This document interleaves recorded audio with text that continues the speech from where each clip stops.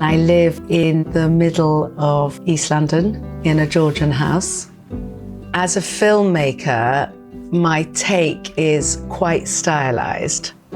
I'm not the director that employs a production designer and says, I usually give them, say, oh, use my sofa, let's take the sofa out, or use my. So every film I've made has a lot of my own stuff in it. I'm lucky enough to have been brought up in nice environments. Probably my mother had very good taste, and I think that rubs off on your children. You either reject it, but you always, in the end, become your mother. So I like making really nice tables. So I spent hours, changing plates up or putting my flowers nicely.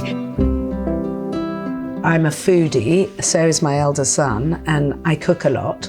And so I figured that what we could do is create a business, me and my son Jake.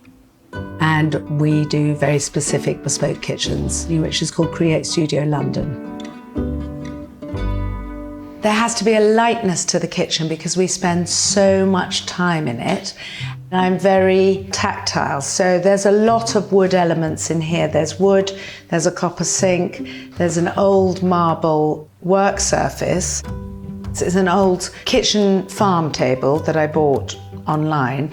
I then spent ages trying to find these old caster wheels so that it elevates the island, and I added a shelf at the bottom. And this is pretty beautiful because there are drawers that go all the way through to the other side. I've got a very old-fashioned fridge, which I've had for years and years. It belongs to my partner. It's his prized possession. It barely works. It makes a really loud noise.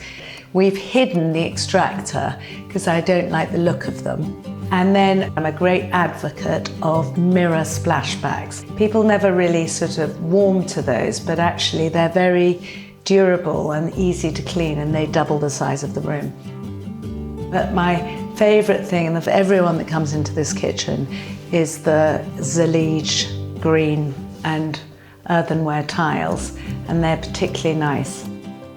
I love a thick blanket on an old curtain rod. I'm mad about Hungarian linen, and I go sometimes to the Vienna market at Christmas.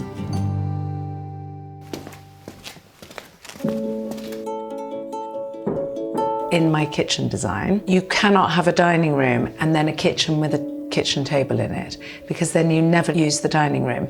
So I made a big point of not having a kitchen table in there. When I had this room to decorate, this blue picture by Gary Simmons, which is 8 panels of the New York Expo. So I brought it here, and it was really interesting because the panels didn't really fit, but because there's a slightly curved wall, I hung it in what I think is a really beautiful way. So that then dictated the colour in this room. Got these really beautiful mid-century Danish chairs made out of bent plywood. This is Guy Tillim I bought in South Africa, which is a beautiful photograph. Got these specially designed for the house tiles, which were designed before my time. And the brown in them informed all the brown mahogany woodwork in the whole house. So that's kind of how I work.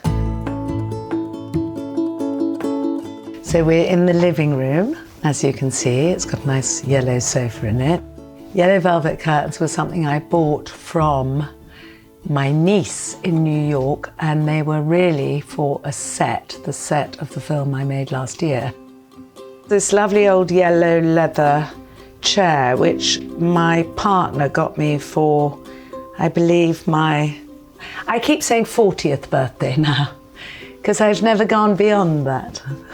So many years ago, he bought it for me. And then this is made by Retruvius, I believe, and the boys got it for me for my birthday, and it's a light. Got that on eBay, and it's an Italian 60s light. So as you can see, my decoration's quite sparse, and all pictures or artworks or ceramics I buy are mostly from friends.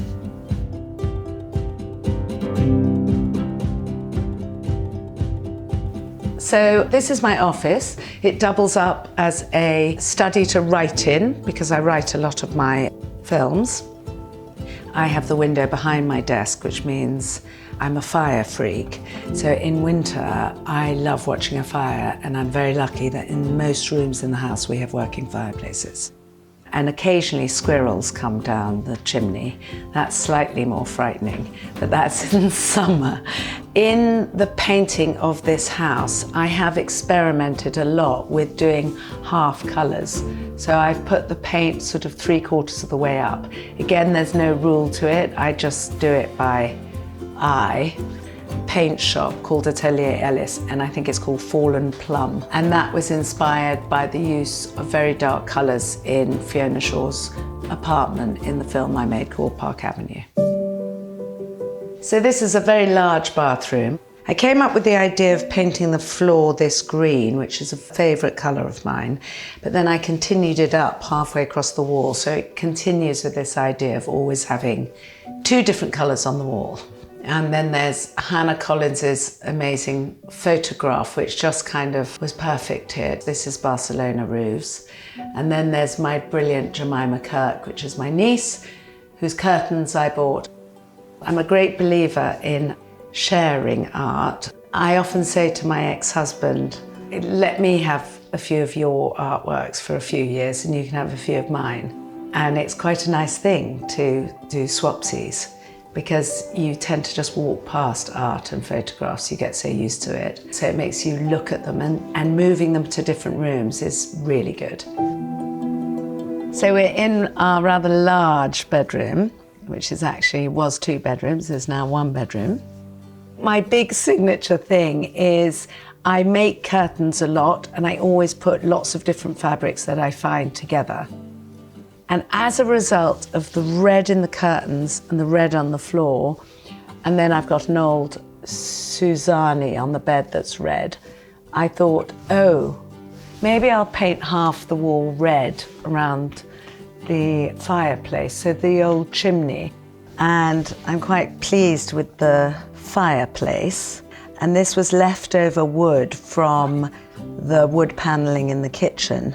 So again, this is very organically put together, and annoyingly, the light, the central chandelier used to be our kitchen light, and it was in a higher ceiling, so we've chopped it as much as we can, but I can't have any very tall lovers come and visit me because they're going to knock their head. I had to add these, what are they called, bistro curtains, because I'm a bit of a flasher, and every bathroom has glass panelled kind of doors to it, even the guest loo downstairs. So a lot of people come to dinner and they don't dare have a wee. So they get really self-conscious and come back and say, but it's open. And I said, yes, but no one's interested. I also have a bathroom, but it's called a shop. So I don't like building cupboards because they're very, very expensive to build cupboards, built-in cupboards. Plus I never really like them. So I've just got rails. So it's like my clothes shop. My films are quite stylized and have a very particular look, even though the stories change. I suppose often my children say, but Mum, it's just like the last film you made. I hate them for that. But anyway, storytellers always draw from their own lives. So yes, you will see a film I've made, or even a play with bits of furniture from home that I've taken. And then vice versa, I bring stuff off the set or buy it off the set after we finish shooting, because obviously I love it. I think that every piece of furniture and every fabric, every curtain actually tells a story. And if it doesn't, then I don't really think it belongs in the home that you're living in.